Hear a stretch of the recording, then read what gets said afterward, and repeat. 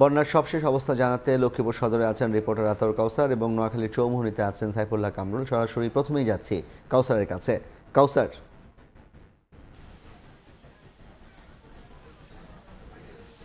আমি এই মুহূর্তে আছি লক্ষ্মীপুর পৌর সদর এলাকার ৭ নম্বর ওয়ার্ড, যে এলাকাটির নাম বাঞ্ছানগর। এই রাস্তাটির নাম কালুহাজি রোড। আজকে অন্তত ২০ দিন ধরে এই সড়কটিতে পানি জমে আছে। তো এর আগে এই সড়কটিতে পানি জমেছিল অতিবৃষ্টির কারণে। পরবর্তীতে বন্যা আসার পরে এই সড়কের পানি উপচে আশপাশের বহু জায়গা প্লাবিত হয়। আমি দেখাতে চাই, এখানে একটি খাল আছে, ওয়াবদা খাল।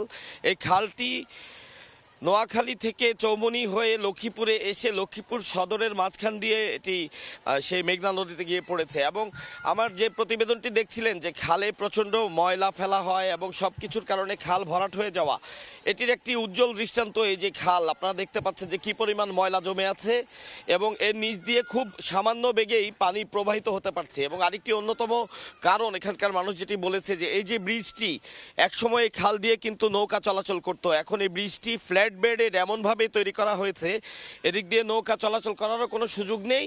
এবং একই সাথে এখানে আটকা যে ময়লাগুলো সেগুলো কিন্তু প্রবাহিত হতে পারছে না। সব মিলিয়ে এই খালের যেই পূর্ব পাশ, সেই পূর্ব পাশে প্রচণ্ড পরিমাণে পানি বিভিন্ন দিকে ছড়িয়ে পড়েছে। এবার আসছি খালের পশ্চিম পাশে, আমরা একটু দেখাচ্ছি যেই অংশটিতে দেখছেন যে পানির কিন্তু প্রবাহ মোটামুটি ভালোই আছে, কিন্তু তারপরেও এখানে আশপাশে যে ঘরবাড়িগুলো রয়েছে সেই ঘরবাড়িগুলো প্লাবিত হয়েছে। এর কারণ হিসেবে এলাকাবাসী যা বলছেন যে এই খালটি ওনাদের জীবদ্দশায়, আমি সবচেয়ে বয়স্ক যে ব্যক্তি তার সাথে কথা বলেছি, তিনি বলেছেন যে ওনাদের জীবদ্দশায় খালটি কখনোই তারা খনন করতে দেখেননি। তো যার প্রেক্ষিতে স্বাভাবিকভাবে এই খালে নাব্যতা সংকট তৈরি হয়েছে এবং একই সাথে এই খালে যে পানি ধারণ ক্ষমতা সেটি কিন্তু কমে গেছে।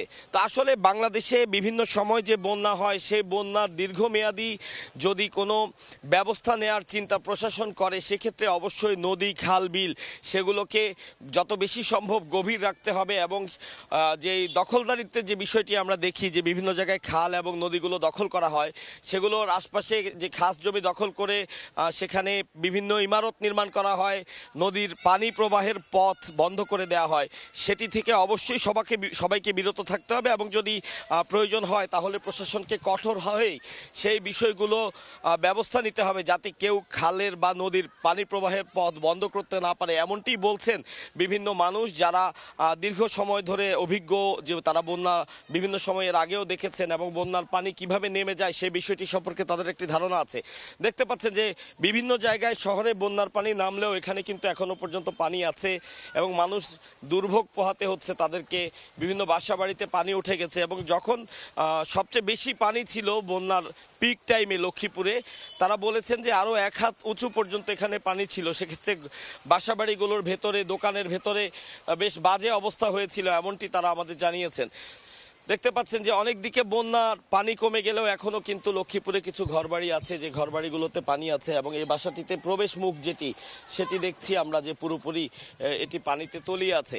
তো এভাবেই হচ্ছে লক্ষ্মীপুরে প্রচণ্ড দুর্ভোগে আছে মানুষ, কারণ বন্যার পানি যত দ্রুত নেমে যাওয়ার সুযোগ পাওয়ার কথা ছিল তত দ্রুত কিন্তু পানিটি নামতে পারছে না। এবং এক্ষেত্রে যে বিষয়টি বলছিলাম, আবারও বলতে চাই যে খালগুলো এমনভাবেই খালগুলো ভরাট হয়ে গেছে যে এদিক দিয়ে আসলে পানি চলাচল করার আর কোনো উপায় নেই। এবং একই বিষয় আমরা জানি যে নোয়াখালী চৌমুহনীতে যে খালটি রয়েছে, যে খালটি নোয়াখালী হয়ে লক্ষ্মীপুরে আসে, সেই খালেও আমরা একই অবস্থা দেখে এসেছি। ঠিক এই মুহূর্তে কি অবস্থা সেটি আরও ভালো বলতে পারবেন, সেখানে আমাদের সহকর্মী আছেন কামরুল, সাইফুল্লাহ কামরুল। তিনি নোয়াখালীর চৌমুহনীর আরও ভালো বন্যা পরিস্থিতি কি অবস্থায় আছে সেটি আমাদের জানাতে পারবেন। সরাসরি চলে যেতে চাই তার কাছে। আমি এই মুহূর্তে দাঁড়িয়ে আছি নোয়াখালীর চৌমুহনী পৌরসভা ৬ নম্বর ওয়ার্ড নর্তনপুরে। নোয়াখালীর যে ৭টি পৌরসভা এবং ৮টি উপজেলা এবং ৮৭টি ইউনিয়ন, সবগুলোর চিত্র অনেকটা একই রকম। তবে সবচেয়ে বেশি হলো এই পৌর এলাকা চৌমুহনী পৌরসভা। চৌমুহনী পৌরসভা যে হাজীপুর, গণিপুর, করিমপুর, আলীপুর, নাজিরপুর এবং এই নর্তনপুর, এই সবগুলো গ্রামে বন্যার পানিতে সয়লাব হয়ে আছে। এখানকার মানুষগুলো জলবদ্ধতার মধ্যে আছে। বিশেষ করে চৌমুহনী পৌরসভার যে খালগুলো, এই খালগুলো পরিচ্ছন্ন না থাকার কারণে এখানকার পানি নামতে পারে না। বিশেষ করে এই চৌমনি পৌরসভার খালগুলো পরিষ্কার না হওয়ার কারণে বেগমগঞ্জের পূর্বাঞ্চল এবং সেনবাগের পানি জলবদ্ধতা হয়ে আছে। এখানকার মানুষ এখানে মানবতা জীবনযাপন করতেছে। নোয়াখালীর চৌমনি পৌরসভা সহ আমাদেরকে নোয়াখালীর এলজিইডির যিনি নির্বাহী প্রকৌশলী আছেন তিনি আজহারুল ইসলাম আমাদের জানিয়েছেন এই বন্যা নোয়াখালীতে প্রায় ২৫০০ কিলোমিটার স্থানীয় সরকার প্রকৌশল অধিদপ্তরের সড়ক বিনষ্ট হয়েছে এবং নোয়াখালীর সড়ক বিভাগের যিনি নির্বাহী প্রকৌশলী আছেন তিনি সৌম্য সরকার, তিনি জানিয়েছেন যে এই নোয়াখালীতে প্রায় ১২৩ কিলোমিটার সড়ক তাদের বিনষ্ট হয়েছে এই এই বন্যাতে। এছাড়া পানি সম্পদ বিভাগের সহ অন্যান্য বিভাগের প্রায় ২ লক্ষ পশু এবং ১০৮টি খামার তাদের নষ্ট হয়েছে। চৌমনিতে যে আশ্রয়কেন্দ্রগুলো আছে সেই আশ্রয়কেন্দ্রগুলোর মানুষগুলো আসলে খাবার সাথে শুকনো খাবার খেয়েছে, তাদের এখন অনেকটা ডাল ভাতের চাহিদা রয়েছে।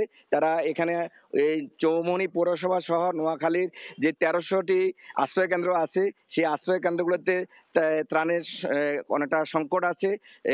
সেই মানুষগুলো শুকনো খাবারের পাশাপাশি তারা তাদের চাহিদা হলো ডাল ভাতের। আর তাদের যে বাড়ি ঘরগুলোর অবস্থা খুবই নাজুক অবস্থা। অন্যদিকে পানি কমার কারণে এখানে যে অনেকগুলো বাড়িগুলো অরক্ষিত অবস্থা আছে।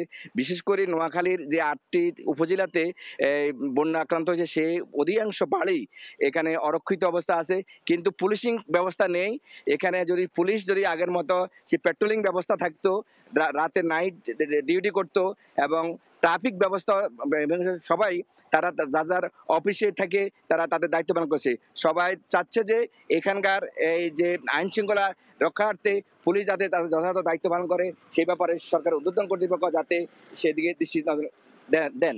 এই নোয়াখালী চৌমনি পৌরসভা সহ নোয়াখালীর আশ্রয়কেন্দ্রগুলোতে খাদ্য সংকট পূরণের জন্য বিভিন্ন দাতাদের সাহায্য কামনা করছেন এখানকার আশ্রয় প্রার্থীরা। এই ছিল নোয়াখালী চৌমনি থেকে বন্যার সর্বশেষ তথ্য। বন্যার খবর জানছিলাম নোয়াখালী এবং লক্ষ্মীপুর থেকে।